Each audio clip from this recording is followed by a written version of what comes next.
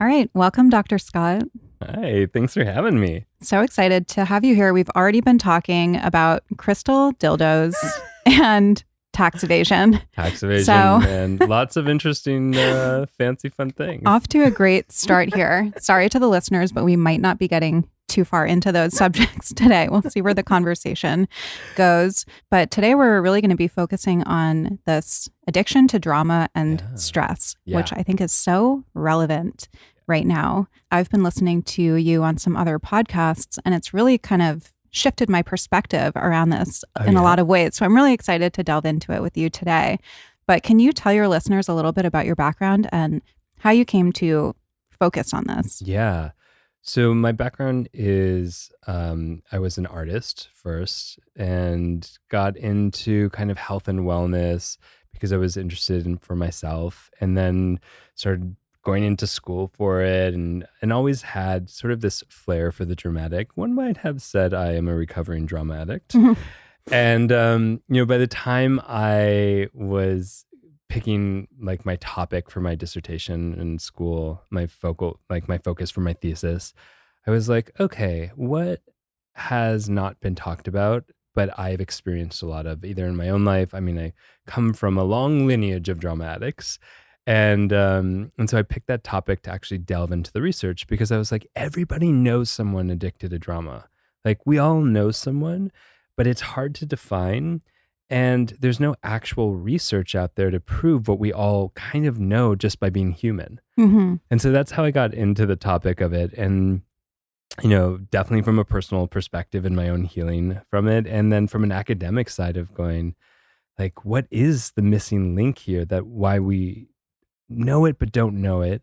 And then as a clinician, I saw it in my office all the time. People were crisis hopping. They couldn't let themselves settle or relax as we were doing some deep healing work, that they had to jump into the next issue always. And there was something like, it was almost like a reflex reaction that they couldn't let themselves find peace. Yeah, I wanted to ask you, Yeah. what does it look like when one is addicted to drama? Yeah. Because just in listening to you on other podcasts, when I think about addicted to drama, I'm like, well, I don't really have any drama in my life, but it can look like different things. It can look like overworking, overscheduling, overstimulation, right? Yeah. So for the listeners who might be feeling like they're not identifying as somebody who's addicted to drama, what are some of the ways that it takes form? Yeah, it looks really different from the outside than it does from the inside.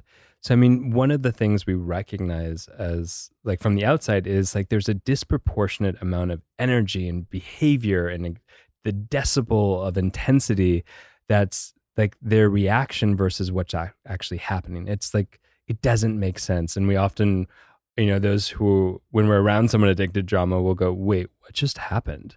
What was that? And how am I suddenly involved in it? And you're right, it can be anything from overscheduling to getting into the fast and furious aspects of relationship and the fast and furious exits of relationships.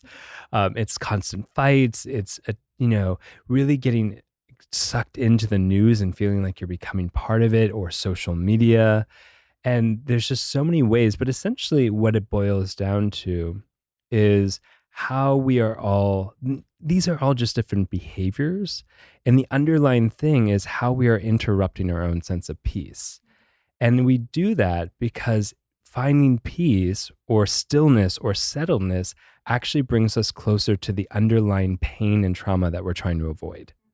So in that way, like trauma is something that keeps us far enough away from ourselves and the pain that we've been harboring for so long. So is trauma at the root of all of this? Yeah. We chase the drama to avoid our trauma over and over again. We find what distracts us.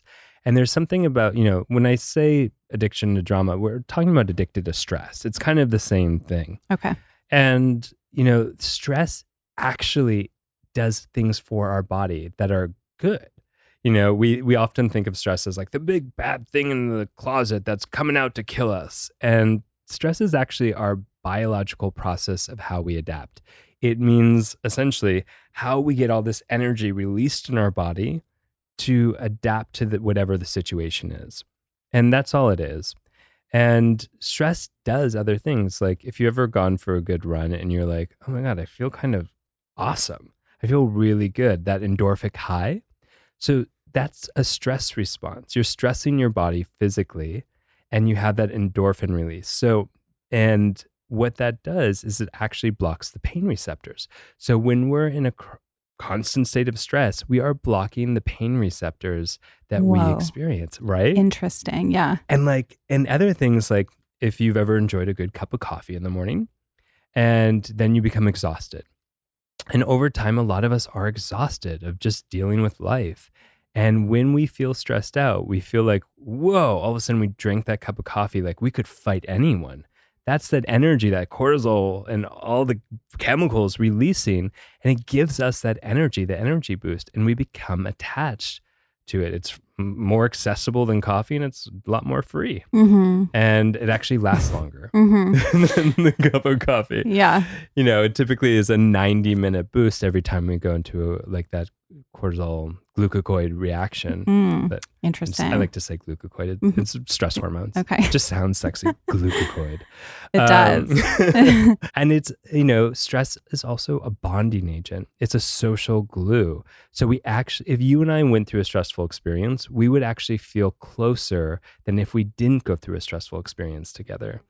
So, you know, from the inside, those who are addicted to drama, they feel constantly alone. They feel like the world's out to get them. They feel like a victim. They feel like they're being rushed. They're out of rhythm. They're out of sync with the world.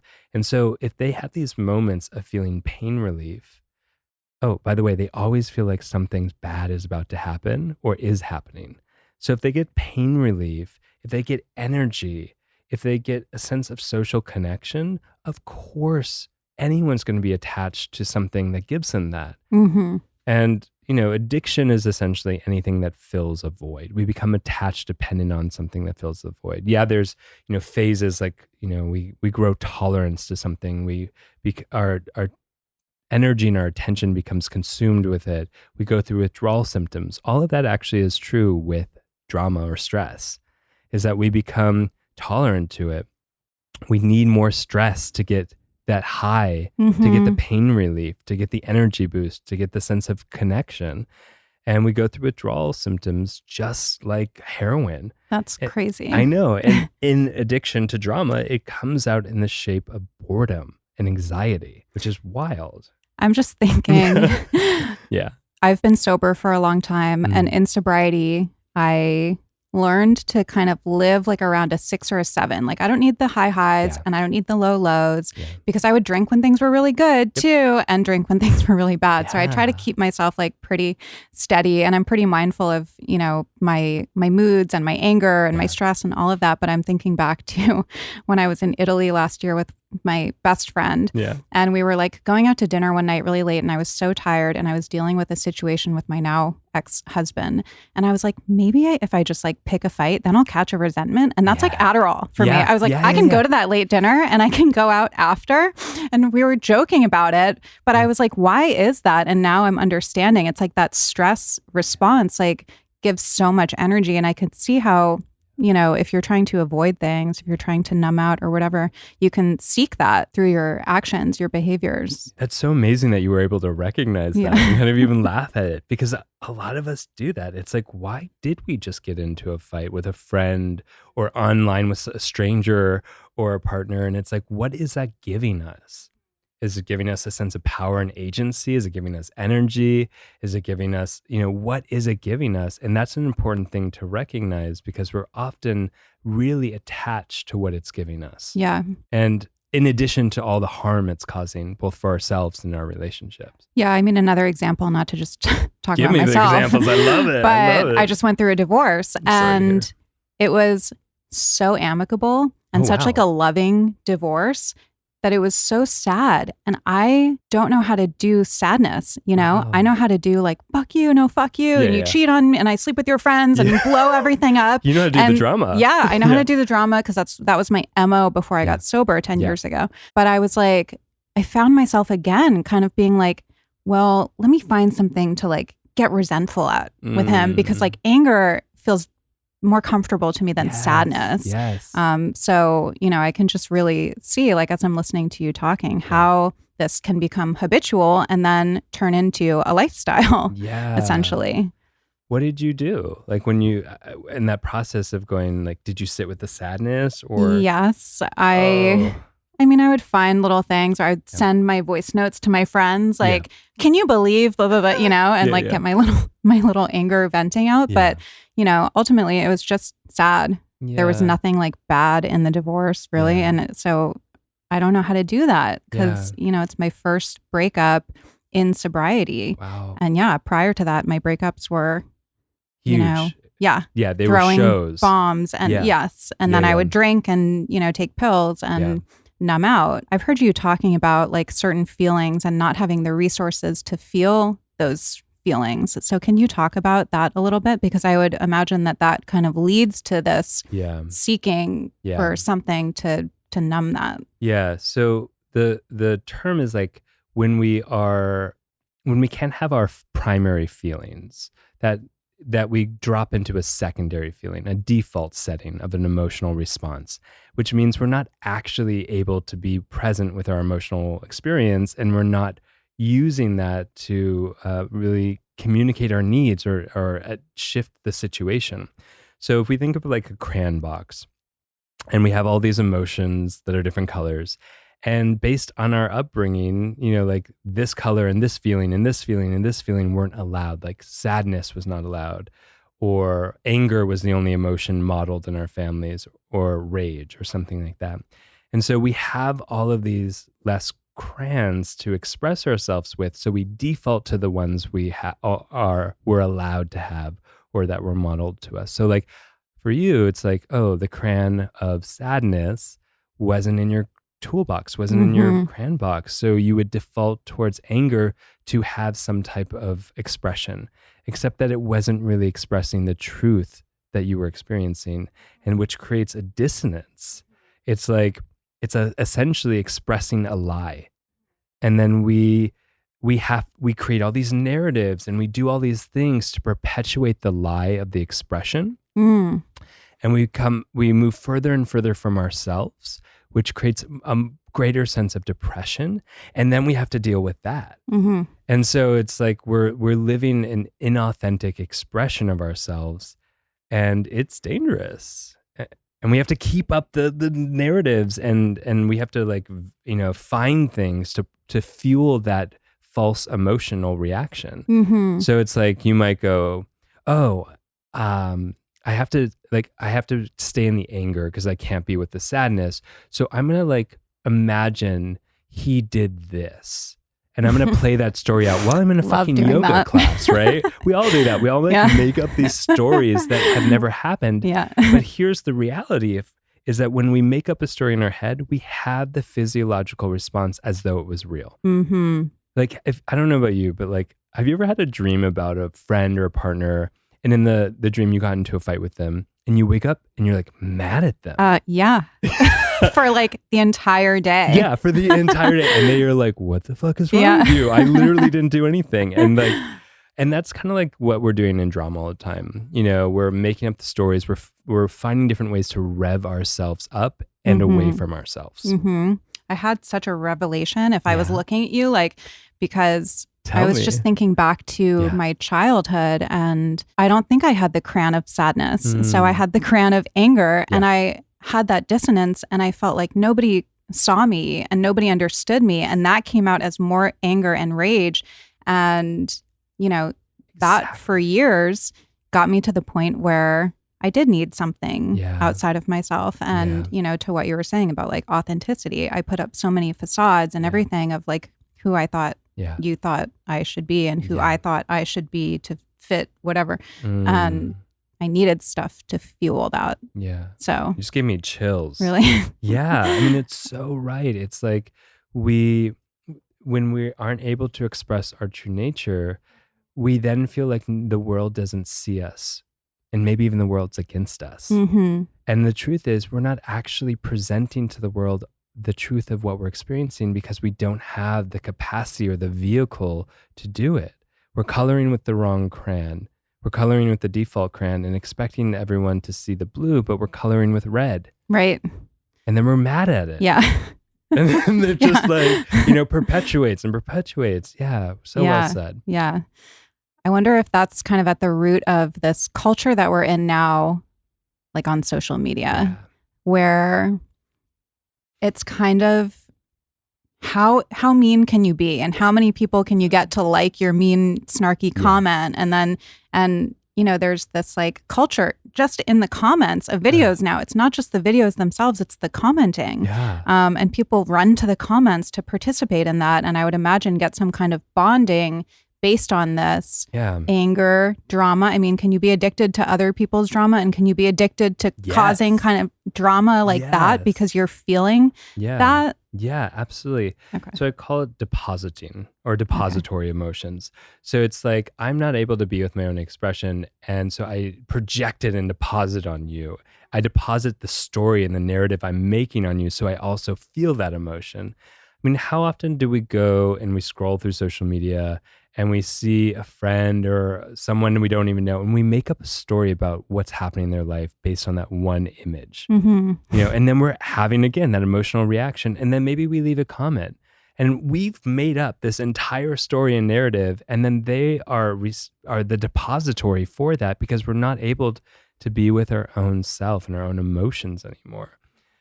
It's really hard. And when you talk about, can we be addicted to someone else's drama? Reality television, gossip columns, social media. I mean, here's the thing. It's like, there's something called an attentional economy. And that means like the highest commodity in this world right now is actually your attention. And I, as a marketing agent, as a fellow human being, have to compete with everyone else for that very, precious commodity of your attention. And there are certain tools that capture it and maintain it. And those tools are what I call activation tools or drama tools. So we know that the thing that actually creates the sustainment of your attention and the capturing of it is to stress you the fuck out. Yeah. So the more I can use dramatic language, intensified motions, narratives, images, anything like that, turn on the news for 5 seconds and you'll see the mechanisms of that activation tools. Yeah. It's like this happened and this happened, but stay tuned. Yeah. Shit like that. The suspense. And, there was a really good research that was done around this, that the articles that got the most shares and likes were ones that evoked things like anger and frustration. And so we do this in our own lives, and we create falseness in our social media posts. Like, I remember when I was younger, I was living my life mostly to tell the story of it. That was part of my drama addiction. It's like I wasn't living my life. I was like capturing these moments to then think how I would share the story of it on social media. And I was like, oh, well, I know if I say it this way, it won't get as many likes. But if I add this whole narrative and these emotions in it and really build up kind of like, oh, I was so angry when someone said this to me, anything like that, it's going to garner more attention. And then that attention, I get a hit of dopamine, and I'm like, oh, I finally get this attention that I feel like you said before, like I wasn't seen by the world. So I'm suddenly felt like seen by what I'm creating, by the intensification and exaggeration of what I'm performing, essentially. Oof.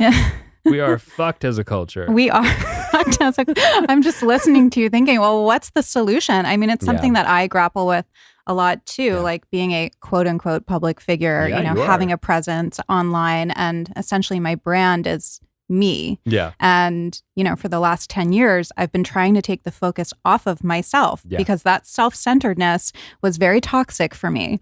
So, how do I present my authentic self and live in this attention commoditized, I don't know if that's a word, world, and still stay grounded? It's really hard. I think we can't. I'm going to be really honest. I think that like there's this whole thing about performative authenticity, that we're in the culture of authenticity. Be as authentic as you can, but not really authentic. Yeah. Be the authentic that will garner and get the likes, and, be really vulnerable, but, make sure you have the right lighting with that vulnerability. Mhm. And it is not real. And so what we're losing is the ground to what is real and what's not real, because we're saying this is real, but it's actually a performative realness. Mhm. And the moment you have an audience and you think about it from their perspective, it's no longer authentic in its true nature of authenticity.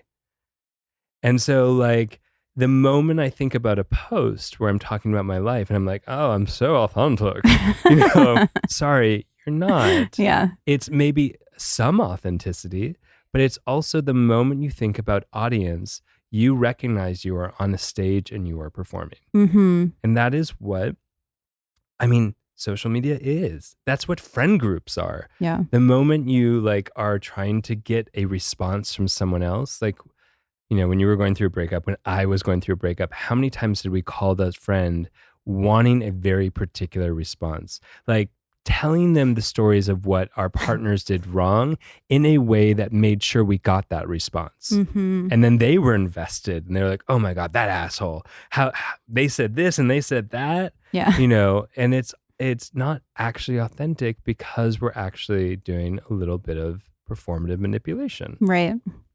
Yeah. Sorry. Yeah. That's and there's a little bit of relief in just knowing that's what's happening. Mhm. For me, knowing what I'm doing is actually a little bit of a power back to myself of going, oh, I'm making this choice. Yeah. Like I know what I'm doing if I'm putting a post and I'm sharing a personal story in that post around some like healing quote. Mhm. Like it's important that I say like, I am doing this for me and I'm doing this for you.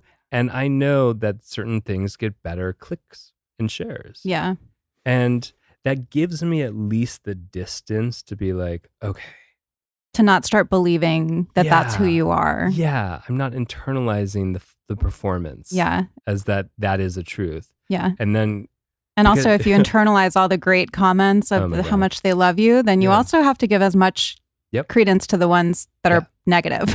Yeah. And there's a lot of that. So yeah. Yeah. So much because negativity. the negative, like the world is hard, y'all. The world is fucking hard. And like people do not have their shit together. The emotional IQ of our world has gone down, down, down. And we don't have as many great skills as I'm not sure we ever did, but we don't have as many great skills to express our feelings and our needs in truly a non-performative and supportive way. And so like, there's so much we're carrying, whether it's body tension or emotions unexpressed or trauma, and we're constantly looking for a place to relieve it in. And so like it might be that we feel a momentary relief, and that's part of the drama cycle. We feel a momentary relief from the like explosion into someone's DMs or explosion onto someone's comments. And we're like, oh, finally, it's a little discharge from all the shit I'm carrying that I didn't even know I was carrying with me through life. And we get hooked on that moment of relief, but it's disorganized. It's not true release in the therapeutic terms. It's more of like a dumpster fire of release. You probably feel worse about yourself. Yeah. I would imagine, or maybe not. Some It's a people, fucking volcanic eruption, not like a stream that disperses something and like and like helps it move on. Yeah, my theory about that is that Yeah. people need to feel like superior in some way, even just for that split second, and then they move on to the next thing, and then have to do that again. And I would imagine, talk about addiction and tolerance. Like I would imagine your tolerance to that would build very quickly, and then you just need to ramp it up more and more. Well, exactly. It's like how many of us feel at some level in some moments of our life that we're a victim to the world, victim to the circumstances that are beyond our control. And we lose a sense of power, especially like, I don't know about you, but when I worked for someone else back in the day, I'm like, oh, fuck, this is like constantly taking away my sense of power, my sense of purpose, my sense of value. And like, I'm going to do anything I can to get it back. And so that sense of like the superiority, like I'm gonna one up you or Yeah. whatever it is, it's at the heart of it, it's desire to reclaim our sense of power that has been robbed in so many arenas in our lives. Mm-hmm. Okay, so I know that you had your own rock bottom I with certainly this. did. Can you tell us about that? And then, talk God, about which one? some healing modalities. I know, Yeah. right? I'm right there with you. Woo! Yeah, no, my rock bottom. And I, I kind of feel like I'm not, in retrospect, I'm not sure I could have gotten to the true process of healing had I not hit rock bottom. And I know that that's often said from a lot of folks who have an addiction. Mm-hmm. And when I was in my 20s, I was in a pretty damn toxic relationship. And what I realize even now is like the amount of toxic relationships I was in to hide from myself. It was such a distractor to be in the toxicity. And it's such a means of avoidance of what my underlying trauma was. And so I definitely, relationships were my place to get the drama hit Mm-hmm. to Same. fix. Yeah. And so many of us use that. And so like I was in the process of getting divorced. I was in grad school. I lost this massive job with a rock band that I was working with. I lost my health insurance. I was getting sick and I was throwing up blood and like we didn't know what the hell was going on. I was basically detoxing from my own toxicity Hmm. of and the relationship. And I truly, I OD'd. That's what I would say. And I did physically OD, but I also OD'd emotionally. That I thought I could always handle stress. I was like, I'm good at this. And what I didn't realize is I had a high tolerance for stress, not like capacity. Tolerance and capacity are different. Like you could have a high tolerance for alcohol or cocaine or whatever the addiction is. And my tolerance level had to keep going up in order to get the hit from the stress. And eventually through the divorce, through the grad school, through the work that I lost, all these things, it passed the threshold of my tolerance and I literally collapsed. I was declared dead for a moment. Whoa. Like I also happened like in accordance with getting roofied. Oh my God. And so it was like a bunch of shit in combination. But like I just was hit rock bottom. I could not, and like, thank God I'm still alive. Mm-hmm. My mom Yeah. came in Wow. and called the ambulance and was resuscitated. And, it took a while. I felt like it was a total reset on my nervous system.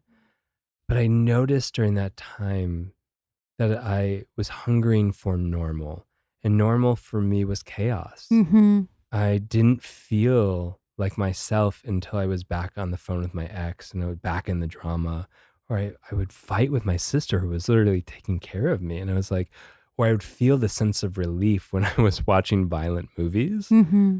And I was like, this doesn't seem right. This is not normal. Like these things that I'm now realizing are toxic and like shit are making me feel normal and okay again. And so I had to do a massive detox. I had to really recognize all the moments that I was trying to rev myself back up to a state of like activation and stress. And I had to stop myself. I literally would like put out my hand and say stop to myself. And I had all these other techniques of like interrupting the desire to get stressed, Mm-hmm. like overscheduling myself over and over again. Like I was fucking creative. I will say, like when you stop the addiction, any addiction, you realize Mm-hmm. how creative you are Oh, of yeah. like sneaking it in Yes. and justifying it. Oh Yeah. my God. Yeah, but especially something like that. So, drugs and alcohol, like I don't need to drink or do drugs Yeah. ever again in my life, Yeah. but I do need to schedule things. Yeah. So, how do you navigate that? Yeah. So the first thing is like, okay, noticing, tuning in, self-awareness. what is it like when you're getting stressed out? Yeah. So I'm noticing like my own breath. I'm noticing my heart rate. I'm noticing how my muscles operate, like the tension in them. And that's called revving. So that's like when we're starting to get worked up, we're going revving. And so like if I'm scheduling myself, I will pause and I will check in with my body. Am I in a state of trying to override and rev myself up? And if so, the first thing I do is I go, pause, stop. What's underneath the hood emotionally of the desire to avoid right now?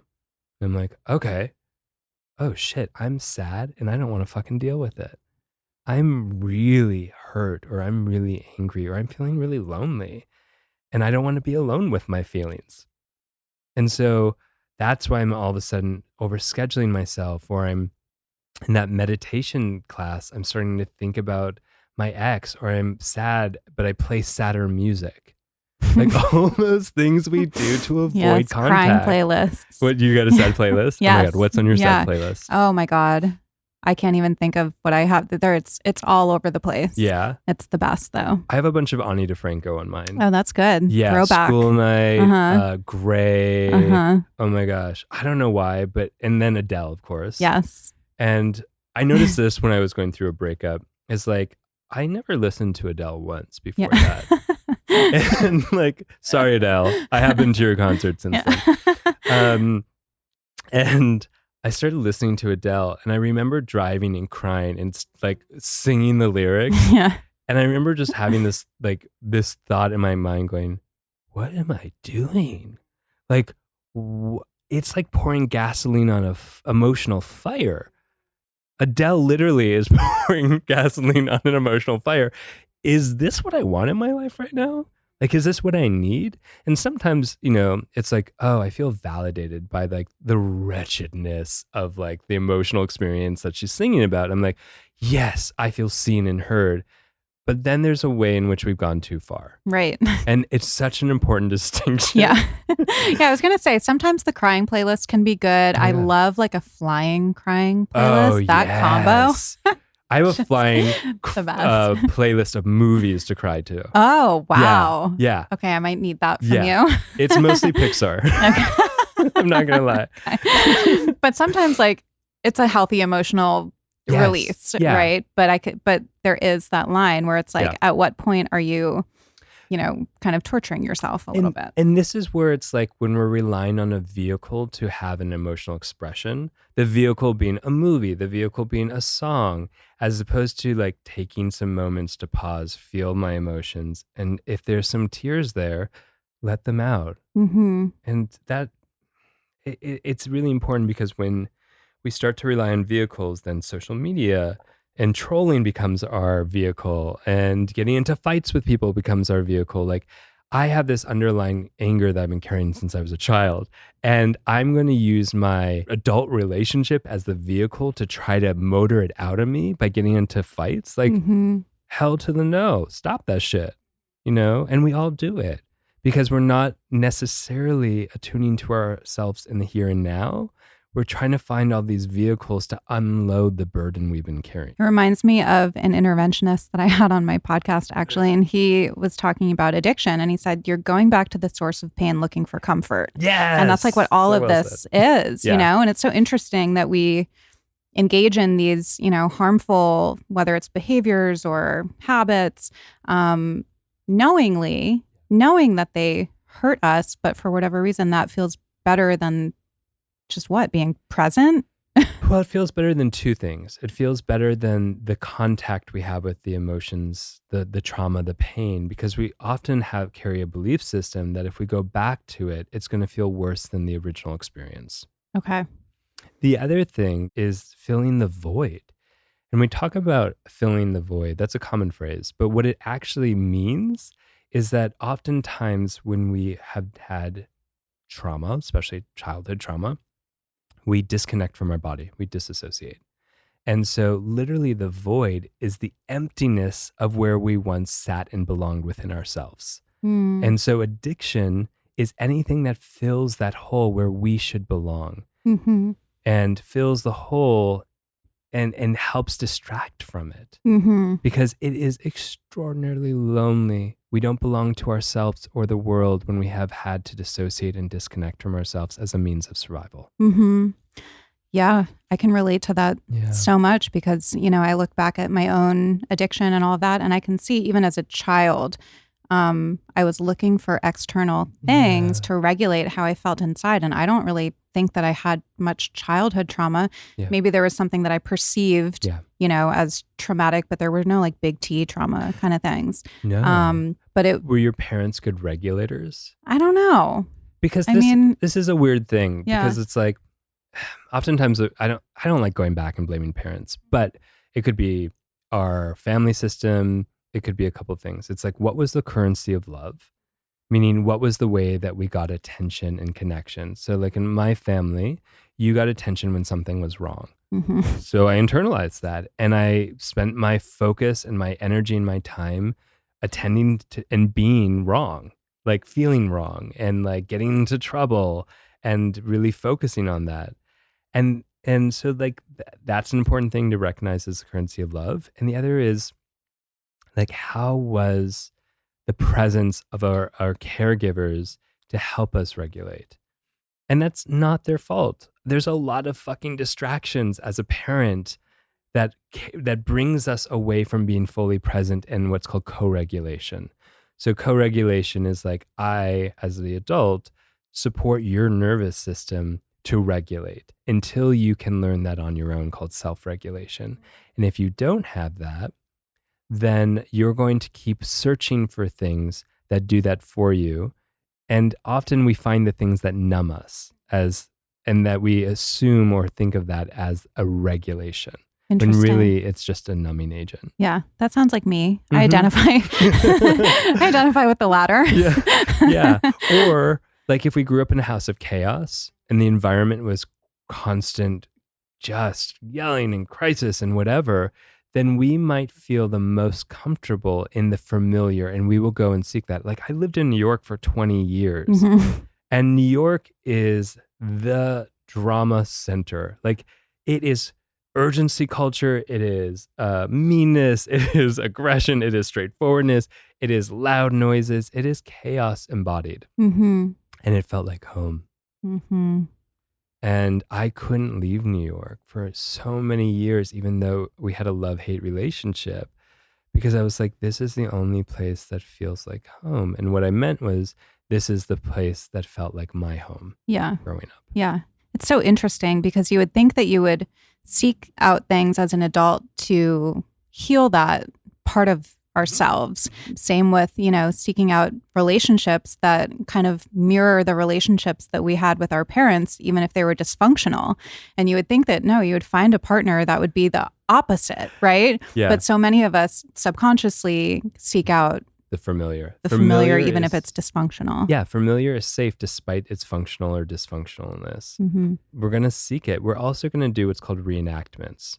So we're going to recreate the scenarios by choosing the partners, unconsciously choosing the scenarios we're in that will bring us back to that familiar state in hopes that this time we might heal it. But we often don't because we're right back in the familiar, choosing our familiar behaviors that we and actions of preservation that we learn to begin with. Are we just allergic to unknown?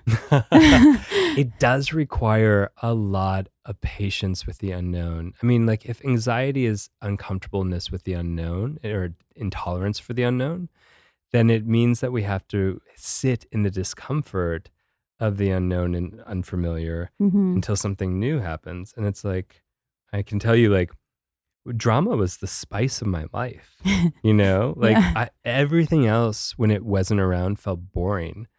So it was like, I don't know, have you ever had like an everything bagel? And then when you go to a plain bagel, you're like, wah, wah. Yeah. Where's that little garlic kick? Salty garlic kick. Exactly. And so like, that was for me, like when I stopped engaging in the drama in all the ways I wanted to, when I blocked the impulse, life was boring.